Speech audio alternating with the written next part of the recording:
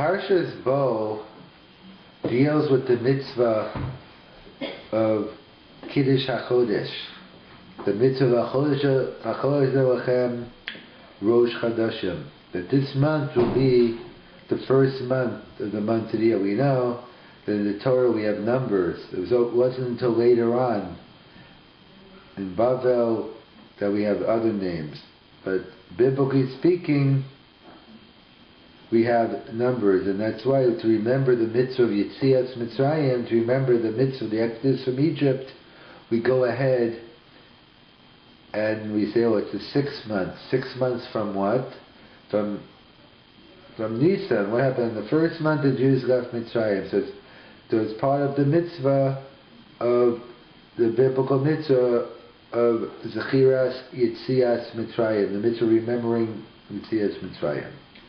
So we see the Torah gives us a special mitzvah of HaChodesh ROSH CHODESH, and in Judaism we follow the lunar calendar. In fact, we follow the lunar calendar, but we also follow the solar calendar as well.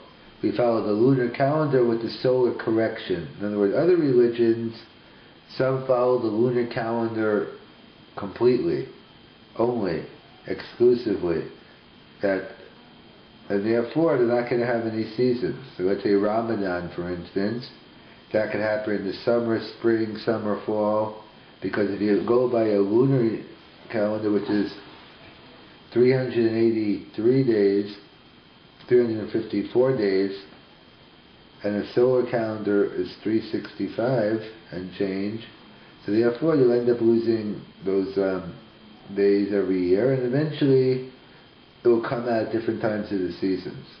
But in Judaism we follow a lunar calendar with the solar correction. The Torah tells us Pesach has to be in the spring, we know Sukkot in the fall, so we combine both the solar and the lunar calendar. And in fact, that's why the reason why we combine both is because the sun represents stability. Sunrise, sunset, it's the same all the time. And the moon represents change, creativity, hischadshus, that as the moon waxes bigger, smaller, etc. So in fact, we know we need both to do the same thing all the time, every day, eating the same foods, doing the same activities, or even spiritually. A person gets used to things. It becomes rote. It becomes boring. However, just to go do creative things, do new things, you can't live a life on a camping trip. You have to have a roof over your head, you need food on the table. So in Judaism we combine both the solar and the lunar because we want the creativity and the stability. So even though we have a solar correction, we had a leap year to keep the seasons to keep the holidays in season. Nevertheless, we do basically fundamentally we do follow a lunar calendar, and we have a leap year every couple of years that makes it 383 days, and we catch up. But still, why the focus on the moon? So in fact, we know the moon was a major event. On July 20th, 1969, we know Neil Armstrong walked on the moon. In fact, he famously said, that's one small step for a man, one giant leap for mankind. So Judaism was concerned about the moon well before Neil Armstrong and NASA. And why is it that the Torah bases its calendar on the lunar calendar? If they're concerned about the seasons, it would have been much more practical to follow the solar calendar. So the moon represents, from a historical point of view, is the rise and fall, and then the rise again of the Jewish nation. We know you go outside and you look out to do Kiddush Rabbanan or any other reason, half the time the moon's not even visible. The other time you don't know where to look, and it's big, it's small, it's always on the move. It's waxing, it's dim, it looks like it's it disappears for a while and then it comes back. That's the faith we know in Judaism. We had the Yetzias Mitzrayim, the Exodus of Egypt, then we had Kriyas Yamsuf, and we had Matan Torah, we had Beis HaMikdash, the temple, destruction, Beis HaMikdash, destruction, many different things throughout Jewish history, the pogroms, the Spanish Inquisition, the Holocaust. But after all said and done, the Jewish people remain.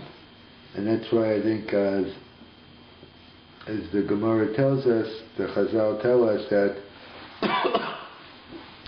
the nations of the world are considered like the wolves, and the Jewish nation is known as the sheep. So one rabbi said, how great is the Jewish nation, how great is the sheep that it survived the 70 wolves? Another rabbi said, not how great is the sheep, is how great is the shepherd, Kama Gadol HaRoah. The shepherd that maneuvered the sheep around.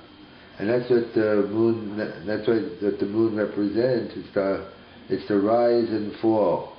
That even though you think it's going away, it's extinguishing, and then all of a sudden the moon comes back. So that represents the concept of the moon. That's why we base ourselves on a lunar calendar. And on a more individual basis, I heard a Shah from Rav Pam pointed out that we know the moon doesn't have its own light. It's a reflection. It reflects the light generated by the sun. So what does that represent? We know in Judaism we have there's tradition, there's innovation. That we know we have the same principles given to Moshe at Har Sinai. They never change. I'm always asked, does Jewish law change? So it depends what you mean by change. If you ask me the same question today, you asked me 500 years ago, you might get a different answer. But the principles don't change. That the principles given to Moshe and Har Sinai, just to give an example, is, let's say, we know the halach is a Kohen can't come in contact with the dead, he can't go to a cemetery. So they point out that a Kohen can't go to a cemetery, but it only applies to the men and not the women. What about the wife of a Kohen? So the wife of a Kohen is permitted, but it says Amora Kohanim B'nei Aaron. What happens if the wife is pregnant? So many poskim write hundreds of years ago, it's a double doubt.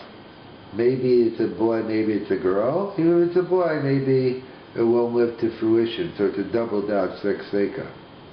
But today with modern technology, the sonogram, let's assume it's reliable, al pi halacha.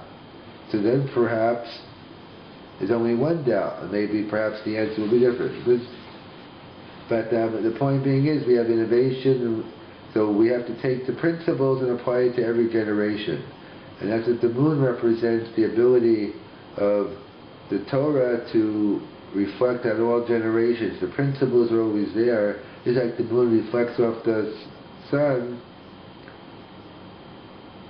So too, we don't say new things, new chidushim, in the sense that new principles, but we take these principles and apply them to a new generation, new society, and we perhaps to come up with different sakalacha, but we're still true to the tradition.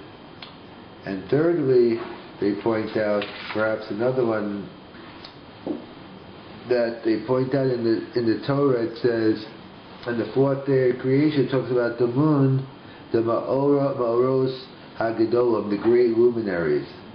And even though in the same pasuk it also talks about the stars, but it doesn't give it the praise of the great luminaries. And even though some stars are larger than the moon, so why is it that the moon got the special mention and not the stars?